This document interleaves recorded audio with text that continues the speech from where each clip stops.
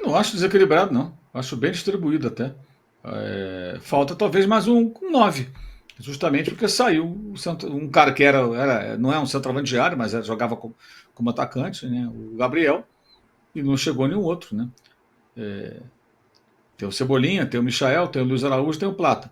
São 4 pontas. O Bruno Henrique, já estou contando com o Bruno Henrique mais como centroavante. Eu acho que a tendência cada vez mais é ser um atacante e menos um ponta. Talvez ele seja esse cara. Ele ainda está, na minha visão, num processo de adaptação. Tem 2 para cada lado. Se quiser jogar com 2 pontas, no caso.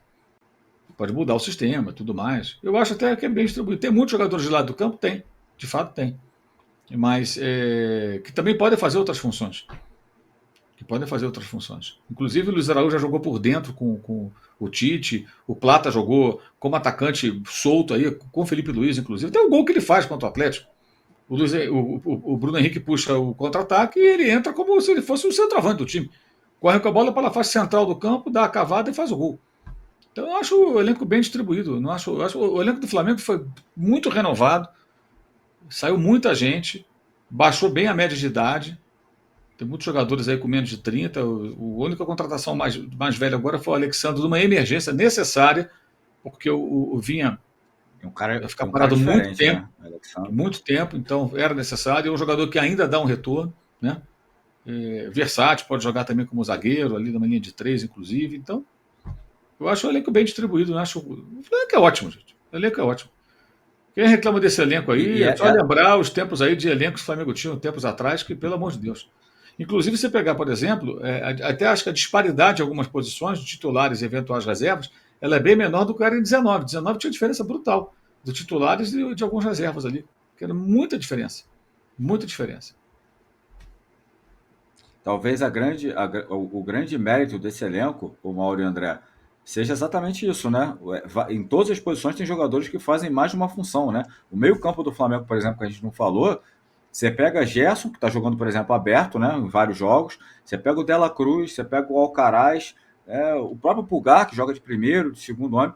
Eu acho que isso é muito bom, né? Jogadores que fazem várias funções e aí acaba cobrindo, né André? Alguns desfalques que possam ter, né?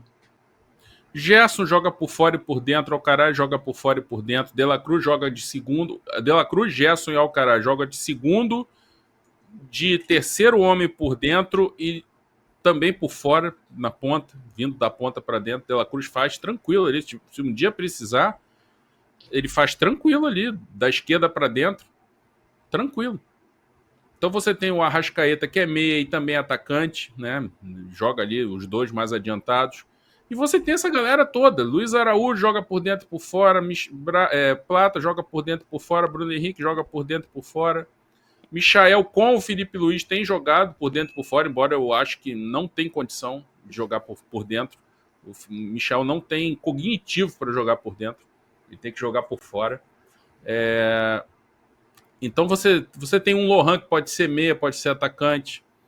Né? Então, assim, o Cebolinha, não sei como é que o Felipe Luiz pretende trabalhar, mas de repente pode testar também. Ele tem mais cognitivo que o Michael para jogar por dentro, o Cebolinha. Então tem muito jogador com muita versatilidade ali. Então você pode trabalhar. O Felipe trabalha com um quarteto ofensivo. É quase um 4-2-4. E só não é exatamente um 4-2-4. Foi naquele jogo com Fortaleza, em que ele escalou o Michael, o Gabriel, o Plata e o Bruno Henrique. Isso. E o Bruno Henrique, os 4 juntos.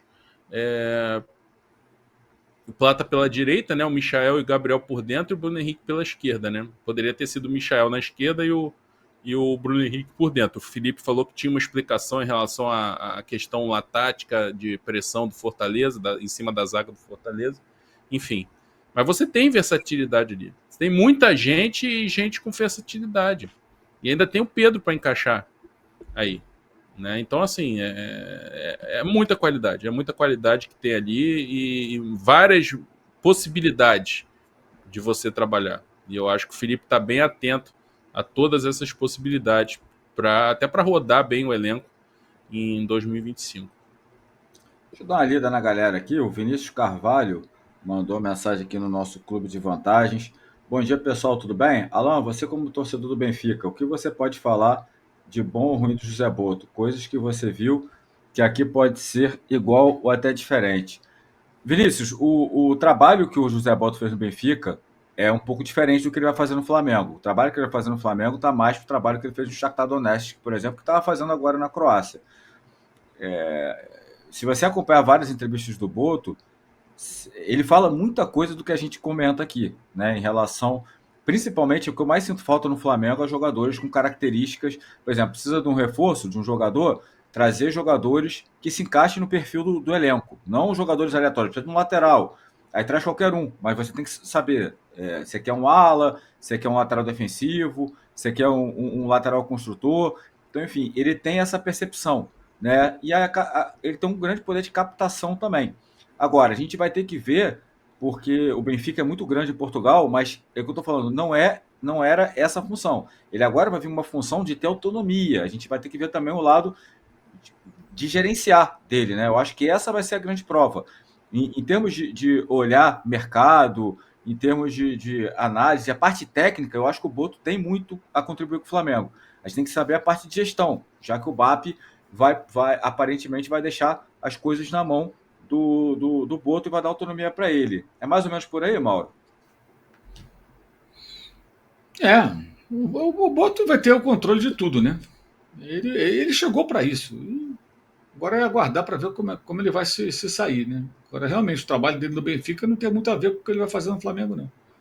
O Flamengo é uma coisa maior do que o que ele fazia no Benfica, que ele era o cara do scout. Agora ele vai ser o gestor. A minha grande dúvida, não estou dizendo que ele vai fracassar, gente, mas a minha dúvida é como será como gestor no dia a dia. Não como repito, para ser um cara só de contratação, gente, então traz o Alexandre Matos da vida aí, né? Fica só contratando. Não que ele faça só isso, não quero dizer isso, né? Tem lá as funções dele, o dia a dia de um departamento de futebol. Mas o Flamengo precisa de um gestor. A questão que a gente falou da mentalidade. Cobrança profissional, sabe? Cobrança profissional. Não pode ter um jogador que se recusa a fazer um exame de doping e fica tudo bem quando ele volta e é aplaudido pelo corredor de funcionários. Inclusive o técnico. Inclusive o técnico e tal, todo mundo lá. Todo mundo lá. Depois ainda reclamou do técnico. Teve isso. Está reclamando até hoje. Até hoje é isso. É assim, você vê o nível de paparico do jogador profissional, como se fosse uma criança. Nem uma criança tem que ser paparicada desse jeito. Né? Ainda mais um marmanjo, ou um bando de marmanjos. É isso que eu quero ver. O técnico foi visitá-lo também, né? Porque o próprio Gabriel agradece ao Tite por ter ido visitá-lo, né? Ter ser solidário. Também. Então, se isso aí não provocar reflexão no Tite para um próximo trabalho, tipo, fez isso tudo, engoliu um monte de sapo, não adiantou nada. Quando eu escrevi aqui que ele estava sozinho, era numa época de boa fase do Flamengo. O Flamengo estava ganhando com o Tite e tal, aí muita gente me xingou, que eu queria inventar crise e tal, mas o que eu estava dizendo era justamente isso. O treinador, ele tem que tomar as decisões por ele. Não pode ficar engolindo sapo o tempo todo, porque na hora do problema, na hora da merda, o dirigente larga a mão, o jogador larga antes até. E o dirigente larga a mão também. Então o treinador tem que ter, já que o Flamengo terceirizava, agora não, espero que não faça mais isso, acho que não vai fazer, para isso que vai ter um diretor lá, diretor técnico, esportivo, sei lá o quê. Já que terceiriza para o treinador tem que tomar um pouco as rédeas, tomar decisões, ainda que pareçam impopulares e tal, não ficar querendo compor, fazer média, ser legal, ser bom moço e tal, não sei o que não adianta, amigo. Na hora que vier o resultado ruim, tu dança e depois o cara vai botar a culpa na má fase em você, o dirigente vai responsabilizar você e vai dizer, mas eu vim com a solução, mas eu trouxe o Felipe resolveu o problema, e aí você que fica como queimado. O Arrascaeta vai dizer que a culpa dos problemas físicos dele é do Tite. Porque eu corria muito e tal. O cara não tem problema físico desde 2022, 2021. Mas aí agora o problema é porque ele corria 12 quilômetros por causa do Tite. Era isso que eu falava na época. E eu espero que isso acabe no Flamengo, independentemente de Felipe Luiz e tal, que justamente não fique tanto nas costas do treinador e que o treinador saiba tomar decisões, né? Não precisa ser o Jorge Jesus, mas que o Tite tinha tamanho para isso, né? Talvez tenha sido os dois grandes erros do Tite: compor demais e depender demais do Pedro. Alô, tropa da S1 Live. A propaganda é a alma do negócio. Quer ver a sua marca estampada aqui diariamente na S1 Live? É só chamar agora no e-mail contato@s1live.com.